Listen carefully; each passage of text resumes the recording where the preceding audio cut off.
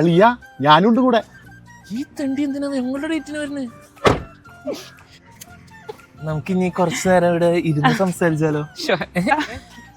എന്നിട്ട് ഞാൻ middle seat എന്റെ കംഫർട്ട് സോണാ. ഭയങ്കര ക്യൂട്ടാ. ബേബു ഇത് രണ്ടെങ്ങനെയുണ്ട്? എനിക്ക് ടീഷർട്ട് വാങ്ങാണ് കള്ളി. കൊള്ളാം.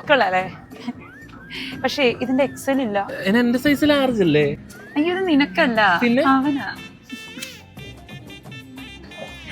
Thank you.